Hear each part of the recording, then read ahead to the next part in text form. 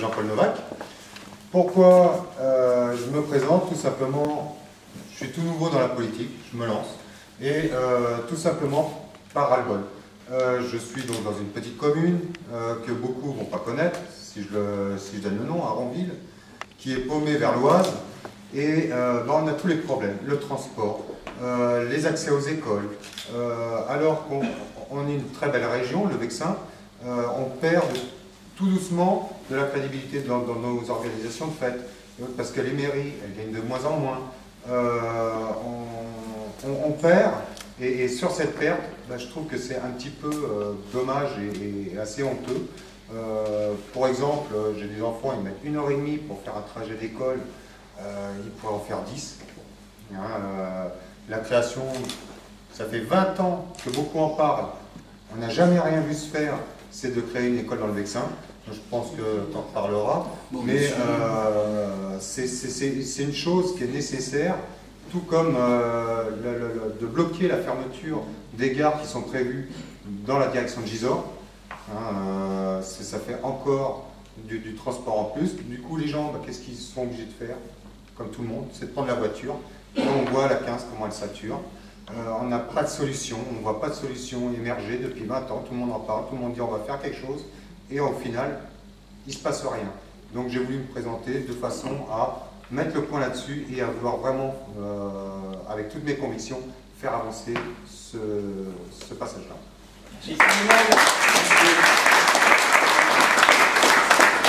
Alors, si c'est à moi de parler, là, c'est un peu dur.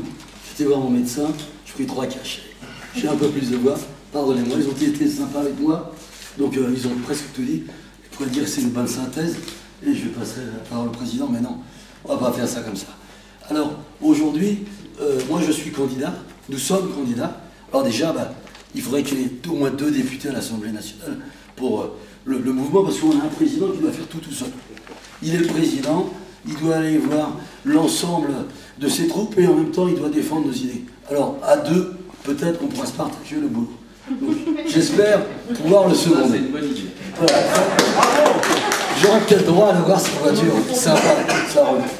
Alors ensuite, c'est vrai qu'on ne s'est pas présenté au premier tour de l'élection parce qu'on est des économes. Et en fait, c'est une réalité. Tout le monde était au courant, dès le mois de mai, qu'il allait avoir une invalidation pour ce scrutin. C'est une folie. Avant le premier tour, donc la candidate s'est entêtée du mouvement de la En Marche, de LREM. C'est dur à dire quand on la voit cassée. Donc elle a pris un suppléant. J'ai été conseiller prud'homme dans le passé, mais là elle a pris finalement un suppléant qui était président de conseil de prud'homme, et cette personne n'avait pas le droit de se présenter. Il a été inscrit en préfecture, et on partait dans le mur, et c'est ce qui s'est passé. Donc 3 mouvements politiques ont fait le nécessaire, et on est reparti dès le mois de novembre, finalement, pour une invalidité totale. Donc là, le mouvement a décidé d'y aller, parce que c'était une nécessité. Donc déjà, il y a un cri un petit peu de dire, c'est simple, on a dépensé de l'argent pour rien. Alors maintenant, nous, on y est. On a fait une campagne avec nos moyens, on a voulu être très présent, donc on s'est retrouvé dans les gares, on a tracté. Là, je vais presque dire que la campagne se termine pour le premier tour. Elle a duré 15 jours, donc c'était intense.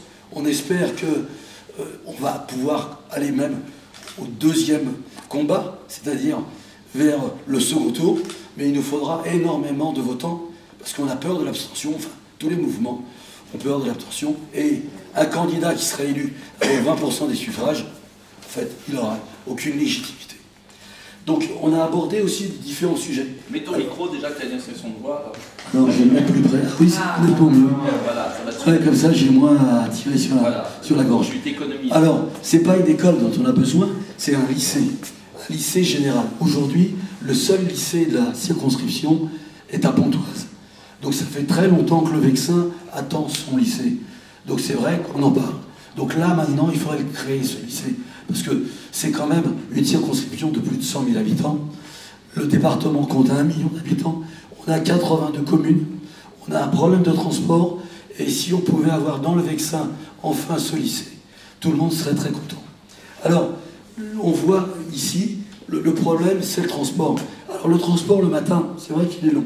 Mais il y a un bus qui passe le matin pour emmener les enfants à l'école. Et le soir, après, dans la journée, hein, c'est l'autopartage, c'est le stop, c'est autre chose. Alors c'est vrai que c'est difficile d'avoir peut-être des lignes suffisamment importantes parce qu'il y aurait très peu de personnes, mais il faut qu'on trouve des solutions. Et il n'y a pas que ça. Les déserts médicaux, on est touché également. Parce que dans le Vexin, peu de médecins. On le voit même nous en ville. Aujourd'hui, sur Pontoise, les médecins, c'est fini. Ils ne veulent plus de nouveaux patients. Quand un nouveau médecin s'installe, moi j'ai vécu le cas, sur Rony, il s'est ouvert 3 mois plus tard. Il avait le plein, il ne pouvait plus prendre personne. Donc il y a énormément de choses à revoir. Il y a des solutions même peut-être locales, peut-être géographiques. Hier soir, c'est une anecdote, j'ai appelé un oncle en Bourgogne, ils ont décidé d'embaucher, pour un salaire de 5 000 € par mois, 30 médecins dans le département de la Saône-et-Loire. Ça, je l'ai appris hier. Donc, ça sera pour 35 heures par semaine, pour éviter ce désert médical. Et ils seront, en fait, regroupés. Ah, pas les 30, bien entendu, mais ils seront regroupés parce qu'ils veulent faire que 35 heures. Et on n'est pas malade que 35 heures. Donc, pour essayer de faire une semaine, il faudra peut-être 3 médecins. Mais c'est ce qui pourra se faire. Alors, je ne sais pas quelles seront les décisions pour nous, mais ce sera des décisions à trouver. Nous aussi, sur le Vexin, on a des gros problèmes de transport. Alors, je voudrais aborder aussi, d'ailleurs, le transport et la réduction des vitesses. Alors, le mouvement a réalisé un panneau à mettre en disant « Je suis contre les 80 km/h qui peuvent nous imposer ». Parce qu'on va encore, finalement, payer des amendes de manière énorme. Alors, c'est vrai que moi, je dis 80 à l'heure, pourquoi pas, mais pourquoi pas 60. Mais en fait, le souci, c'est que les routes ne sont pas sûres. C'est pour ça qu'il y a des accidents. On ne demande pas à réduire la vitesse sur les autoroutes. Alors, je ne dis pas que ce serait une première loi que je voudrais mettre en application. Mais si on pouvait avoir des nationales à 3 voies partout, avec des bandes d'arrêt d'urgence et des petits rails de temps en temps pour protéger les automobilistes, on serait déjà bien tranquille. Donc, j'ai derrière moi quelqu'un, Clément, qui me fait un signe. Je vais devoir abréger parce qu'on a quand même un planning à respecter.